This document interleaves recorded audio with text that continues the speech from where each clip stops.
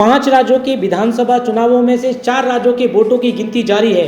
फिलहाल अगर बात करें यहाँ पर बीजेपी की, तो बीजेपी को 3 राज्यों में मध्य प्रदेश, छत्तीसगढ़ और राजस्थान में प्रचंड बहुमत मिलता हुआ नजर आ रहा है। यहाँ पर बीजेपी इन 5 राज्यों में क्लीन स्वीप करती हुई नजर आ रही है। नतीजे एक तरीके से तस्वीरें साफ होने लगी हैं। अगर मध्य प्रदेश की कुल विधानसभा सीटों की बात करें 230 की, बीजेपी के खाते में 160 सीटें जो है प्लस होती हुई नजर आ रही है। तो वहीं कांग्रेस मध्य प्रदेश में काफ़ी ज़्यादा पिछड़ती हुई नजर आ रही है।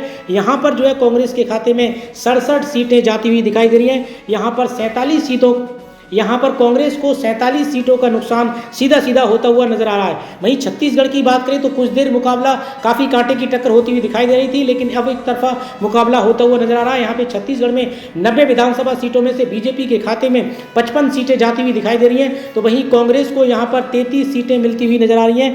कांग्रेस को यहाँ पर सीधा सीधा 35 सीटों का नुकसान होता हुआ नजर आ रहा है। वहीं अगर हम लोग राजस्थान की बात करें तो 199 विधानसभा सीटों पर यहाँ पर वोटिंग हुई है। उसमें से बीजेपी के खाते में 119 सीटें आती हुई नजर आ रही हैं। तो वहीं कांग्रेस को यहाँ पर 64 सीटें मिलती हुई नजर आ रही हैं।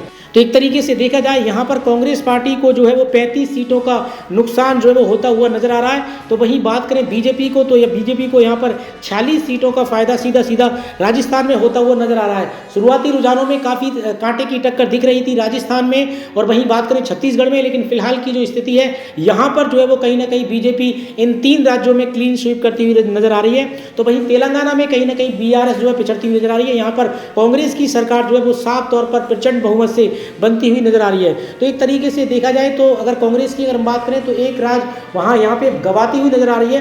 तो वहीं अगर बात करें तेलंगाना की, तो तेलंगाना में कहीं ना कहीं कांग्रेस की सरकार बनती हुई नजर आ रही है। यहाँ पे जो सबसे ज़्यादा नजर है, सबसे ज़्यादा दिलचस्प बात वो ये है बीजेपी के लिए, वो है मध्य प्रदेश और राजस्थान का चुनाव। यहाँ पर जो है एक तरीके से देखा जाए तो क्लीन स्वीप करती हुई नजर आ रही है। साथ ही साथ छत्तीसगढ़ को भी अगर हम लोग ऐड कर दें तो यहाँ पर बीजेपी के लिए ये 2023 के विधानसभा चुनाव, 2024 के लोकसभा चुनाव के लिए एक तरीके से सेमीफाइनल उन्होंने तैयार कर लिया है। यहाँ पर 2024 की ये पिच माना जा रहा था, तो इस पर बीजेपी एक तरीके से खरा उतरती हुई, और कहीं ना कहीं कांग्रेस को यहाँ पर बुरी खबर है। और सबसे ज्यादा अहम जो चीज यहाँ पे देखने को मिलेगी वो ज्योतिरादित्य सिंधिया के लिए भी यहाँ पर अगर बात करें तो सबसे अच्छी खबर है। अब इसमें ये देखना होगा कि किस तरीके से अब धीरे धीरे तस्वीर साफ होती हुई चली जा रही है। कुल मिलाकर अगर बात करें यहाँ पर तो एक तरीके से बीजेपी जो है वो प्रचंड बहुमत की ओर बढ़ती हुई नजर आ रही है इन तीनों राज्यों में। फिलहाल अब आगे की स्थिति किस तरीके से होगी ये जानने के लिए आप हमारे चैनल के साथ जुड़े रहिए।